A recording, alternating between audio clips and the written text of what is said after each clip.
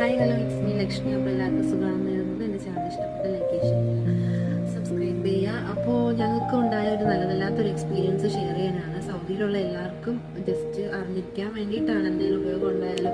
കാരണം ഞങ്ങളുടെ വണ്ടിയുടെ കാറിൻ്റെ നമ്പർ പ്ലേറ്റ് ആരോ ഊരിക്കൊണ്ട് പോയി. ഒരു 1 വീക്ക് ബാക്ക് ആയിട്ടുണ്ടാകും, 1.5 വീക്ക് ആയിട്ടുണ്ടായിരിക്കും.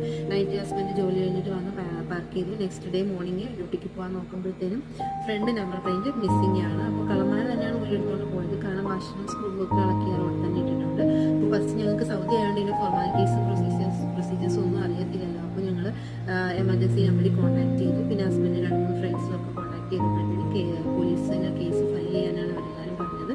എമർജൻസി നമ്പറിൽ കോൺടാക്ട് ചെയ്തപ്പോഴത്തേനും നിയർ ആയിട്ടുള്ള നസീം പോലീസ് സ്റ്റേഷനിൽ ചെല്ലാനും കേസ് ഫയൽ ചെയ്യാനുമാണ് പറഞ്ഞത്. അവിടെ ചെന്നപ്പോഴത്തേനുമാണ് അവർ പറയുന്നത് റിട്ടേൺ കംപ്ലൈൻറ്റ് ഒന്നും അവിടെ ഇപ്പോൾ അക്സെപ്റ്റ് ചെയ്യുന്നതില്ല.